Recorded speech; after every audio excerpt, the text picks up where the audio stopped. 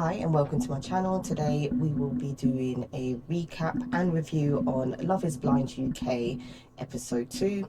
It's going to be slightly different to the first recap I did. We're changing things up and we're hoping you'll find a style that works for both me as the creator and you as the viewer. So let's jump right into it with these recaps now for Love and Blind. What I'm going to be doing is I will be talking about each couple with their screen time and what's happening.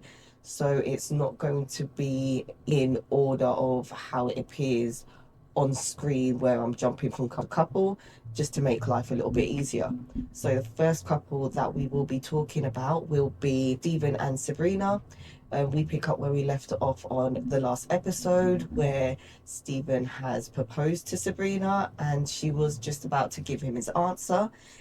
She, in a roundabout way, did tell him yes, but with the way it ended with her saying but, it made it seem like maybe she's second guessing it, especially considering there was a conversation she was having with the ladies beforehand where she said that typically she wouldn't have given him the time of day if they had met out in the real world. I'm guessing it's based on their conversations, obviously, because you didn't see him, but she's giving it a chance, which is what you want, especially if that's why you're going on the show. You want something different. Obviously what he was doing before wasn't working, and maybe trying something different may be better and beneficial to you. With the proposal, they are both emotional. There's tears, there's happiness, everything you would want from a proposal. And it's now time for them to meet, and before the doors have opened, you can hear them both saying that they don't care how the other person looks. They fell in love with the inside and what they've learned of the person rather than how they look. And even though Sabrina said that Stephen was giving bald head energy, she was happy that he's not bald. Even though he did say it to Stephen and he even offered to shave his head. And she's like, no, I think she just wants that full head of hair, something to grip onto. I don't know. But they seemed happy. They basically couldn't keep their hands off each other. There was constant kisses. They were touching each other a lot. You could see that it meant a lot to them. And I'm guessing it was nice putting a face to the person that you have built a bond with. And Sabrina, she's happy with what she sees. She's basically called Stephen tall, dark and handsome. So I'm guessing it was better than what she expected. I don't know what she was envisioning, but at least she's happy with the whole package. So, next couple, Sam and Nicole. I don't know about these guys. Well, it's not so much these guys, it's Sam. Sam's persona and how he comes across does not come across genuine in the slightest. We see Nicole and she's basically explaining that how she feels torn between both Sam and Benaya. He has feelings for both. They are different and they both speak to her differently. She finds that when she's with Sam that he is fun and he makes her feel giddy, and Sam has gifted Nicole a bracelet which he says is his lucky bracelet, and then he mentions about don't worry about how it smells because you've been wearing it a while. Like, now, if you was going to gift it, you could have at least cleaned it. It just feels like an afterthought, and you was just trying to make a gesture because you probably heard some of the other guys doing something and you didn't want to be that one guy on the show that doesn't do anything. I think it was all an act. I don't even think that's even his lucky bracelet. Anyway, Sam tells Nicole that she is exactly what he is looking for. I don't know why Nicole's buying all of this because, no offense, I don't remember Sam having any deep conversations or him opening up to her at all.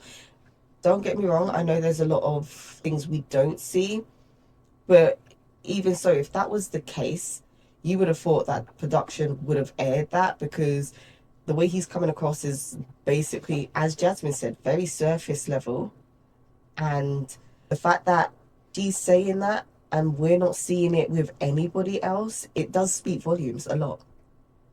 Anyway, he says that he knew it was Nicole from day one. He is telling her everything that a girl would want to hear if they're trying to find the person they're going to spend the rest of their life with.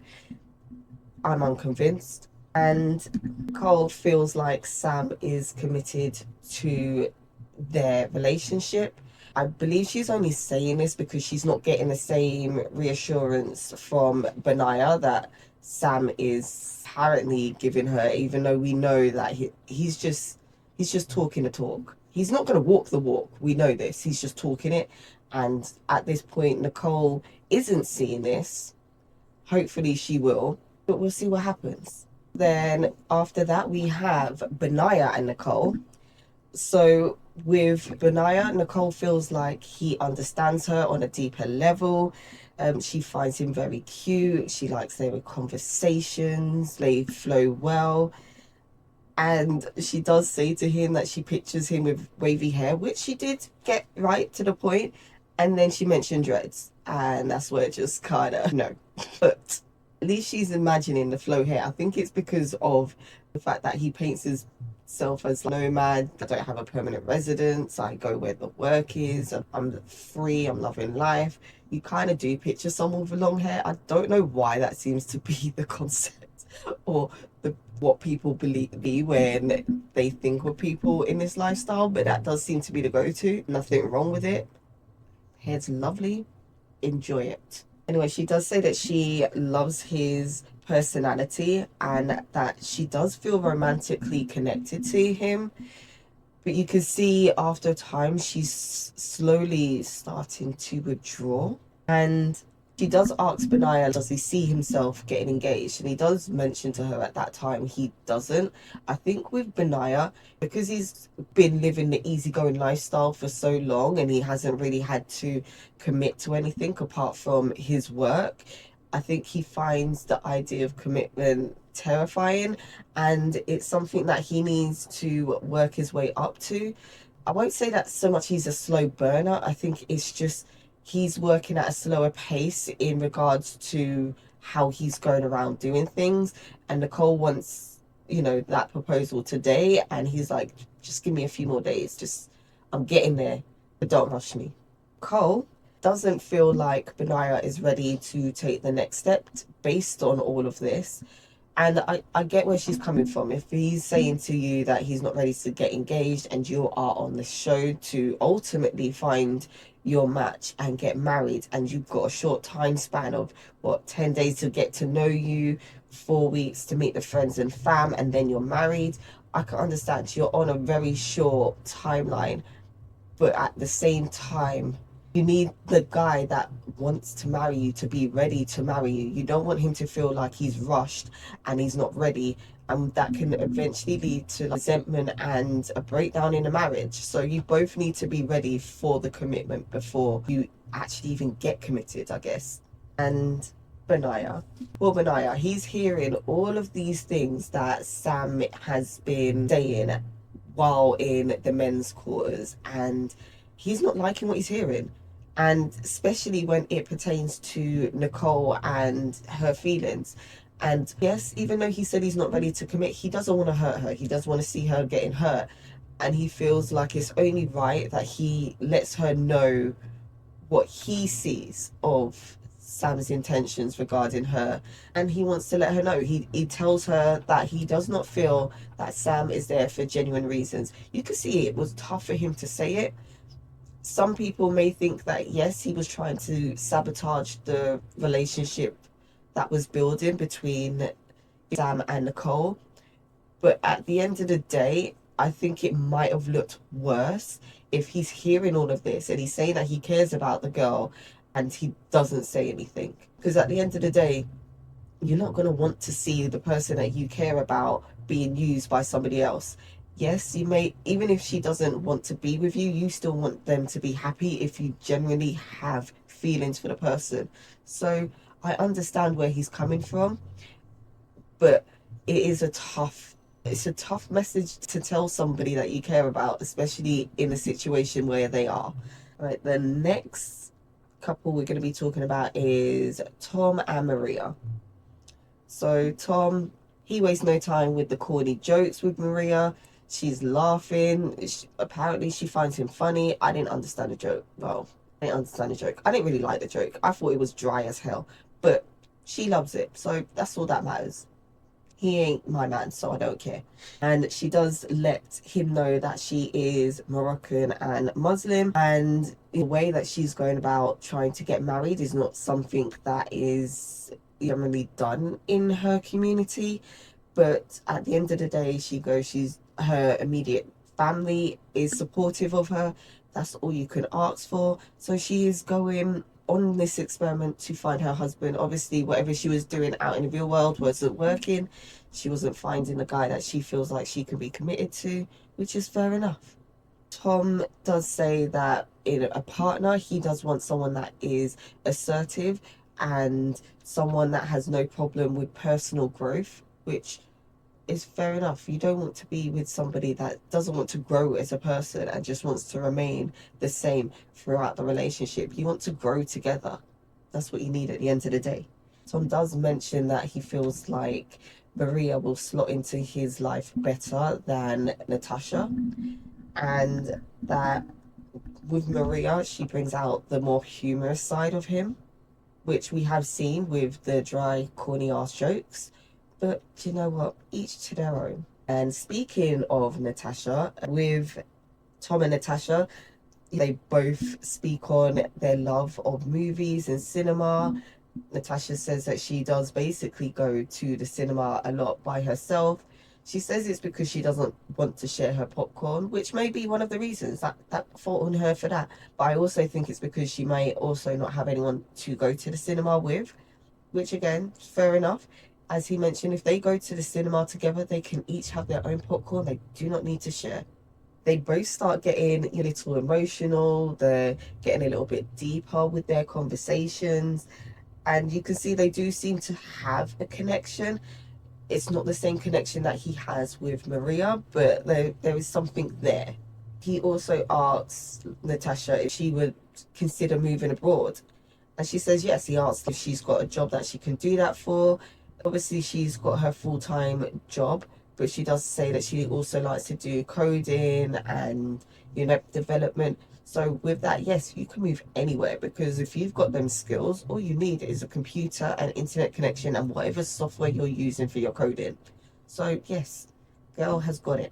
Tom is impressed by the fact that she does coding. She likes to do her own little thing. She even says that sometimes if she needs space, she just needs to go away, do her coding, and then she'll come back. Fair enough, sometimes you need a little bit of space. Me personally, I can't be around people 24/7. But we could be in the same house, we can pass each other, we can do our little hellos, how do you do's, and we do our own little thing. We don't need to be attached at the hip. Tom mentions that how he is smitten with Natasha, and that when they did start to speak, that they had an instant connection, which you could see. The talks he has with Natasha is different to the talks he has with Maria. Yes, with Maria, they seem to talk a little bit more about what they expect out of life, whereas I believe with Natasha, they seem to get a bit more into the emotional conversations of what they're feeling deep down, I believe. So it's different conversations, so I understand the different connection as well. Next, we have Freddie and Catherine. So they're talking about family priorities. He basically lets Catherine know that he doesn't feel like he could relocate.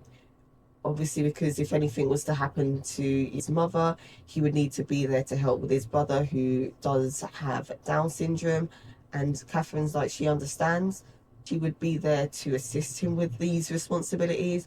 She doesn't see anything wrong with that, which is what you would want from your partner. You want them to be supportive as you're helping your family. That's all you can really ask for. Catherine also mentions that how she was adopted and it has affected her in life. I think she's mentioned about when she was in her late 20s, how she used to look at her family and she doesn't see herself in them, and it made her question where she came from. I don't know if she's tried to look for her birth parents or she's just not bothered, but it does seem that being adopted is something that she still struggles with to this day. Catherine also says she does feel connected to Freddie, but she does also admit that she does have a connection to somebody else, which would be Ollie.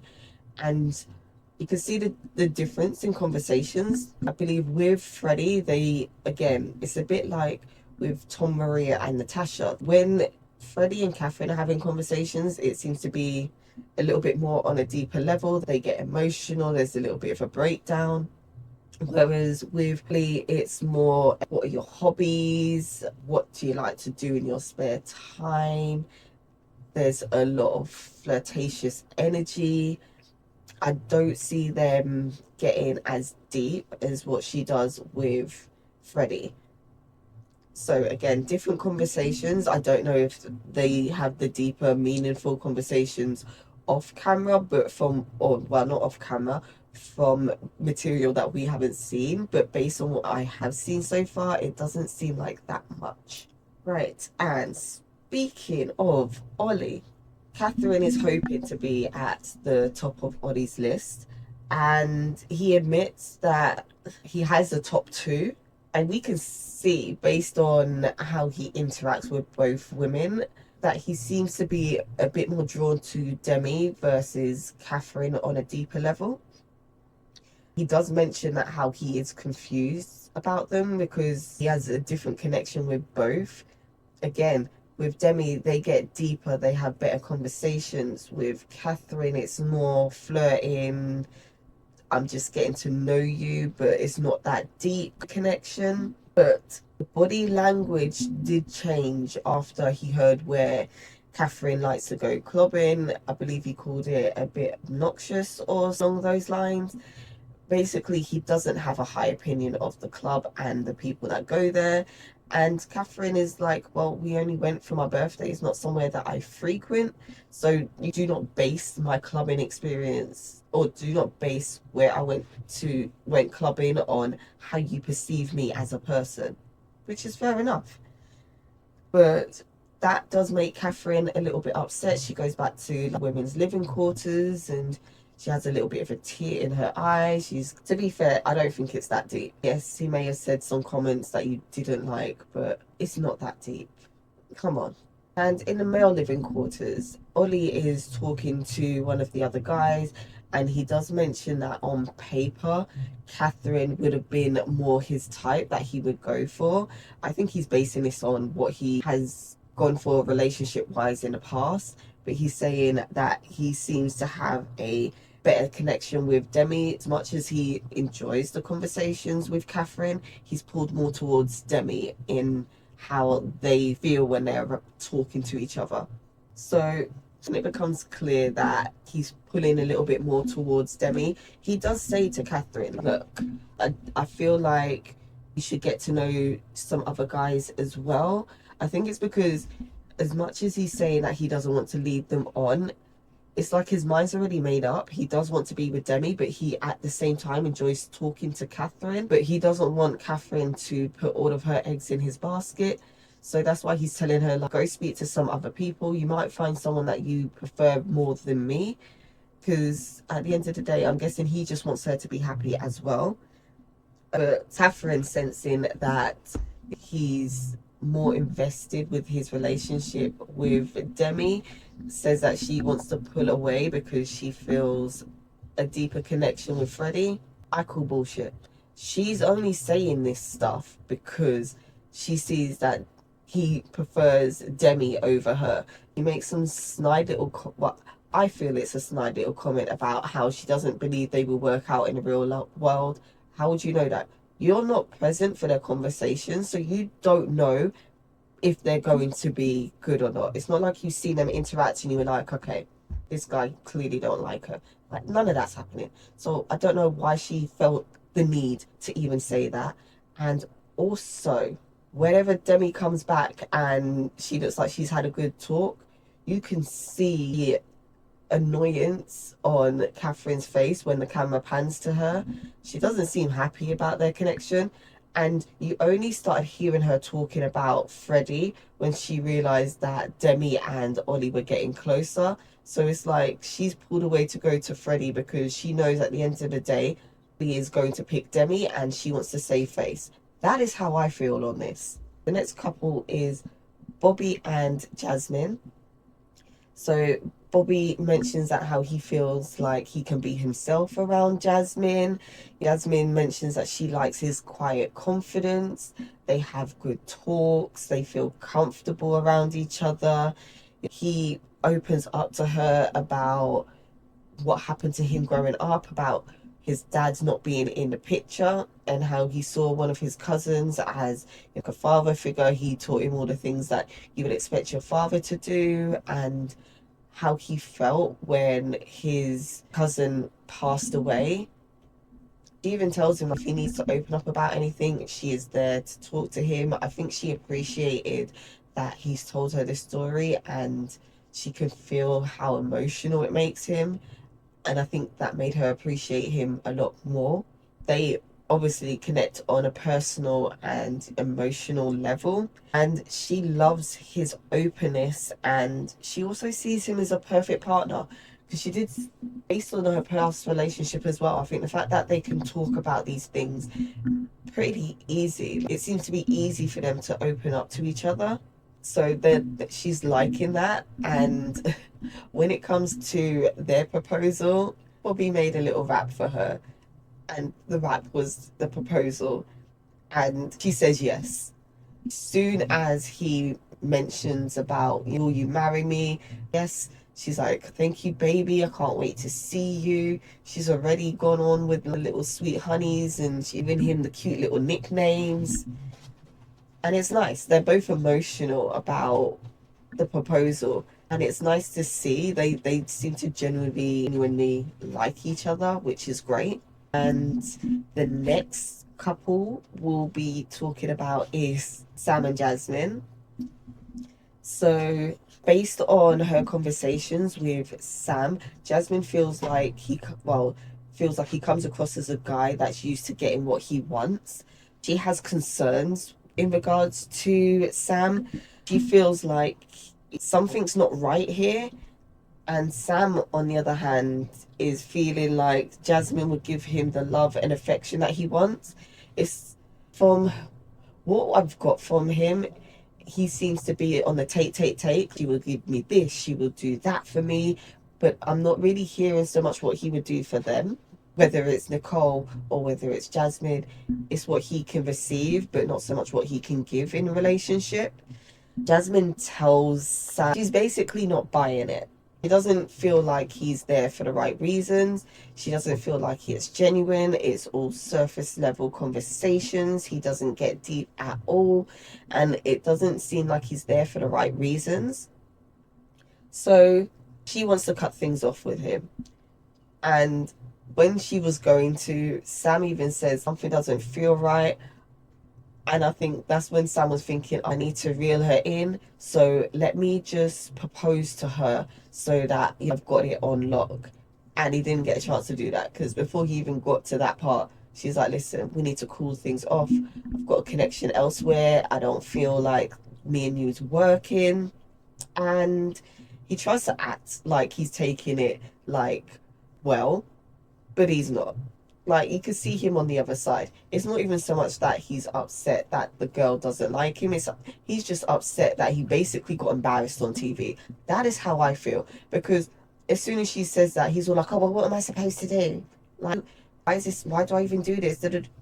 You're whining. Stop being a baby and be a man. And at the end of the day, after all of that happens, you then walk out of the room and you're throwing the cup. Are you having a temper tantrum? I understand the girl says she doesn't want to be with you, but there's a better way to go about it. So you've gone into the room, you're vexed. And then after that, you're like, oh, since my number one don't want me, I'll go for my number two. So now I want to go for Nicole. So basically, you're seeing Nicole as a backup. And because Jasmine no longer wants you, you're now going to go full throttle for Nicole, thinking that at least if you're with Nicole, you can still be on a show. Because that's what it seems like. You just need a girl to stay on the show longer. It doesn't matter who it is. It just needs to be somebody. And the comments that he makes as well, beggars can't be choosers. Seriously? That's not a comment you make about somebody that you want to spend the rest of your life with. Beggars can't be choosers. That's when you ain't got no choice, my guy. You're making the choice to go for Nicole, who we can see you clearly have no feelings for. The whole time you were talking, you was like, yes, Jasmine's the one. You want to be with Jasmine. Because Jasmine don't want you, all of a sudden, oh, Nicole is the one. I'm going to make this work. You're not fooling nobody. No, tell her you're fooling Nicole. Nicole, open up your eyes. Next, we have Ollie and Demi. And it's Ollie's birthday. So he's gone out into the male quarters. There's balloons, there's cakes. He's happy to be there. He says he wouldn't want to be anywhere else on his birthday. And we see Demi in the women's living quarters. She's making him a card and she's drawing, and everything that she's putting on the card seems to mean something. And it is linked to some of the conversations that they've had. And when they've got into the room together, she's got balloons waiting for him. She's got some little cake, and he sees the card and he's looking at it, and he can see the amount of effort that she put into this card for him, and he appreciates that, which is nice. She even got him a rose quartz crystal and told him that it's the crystal of love.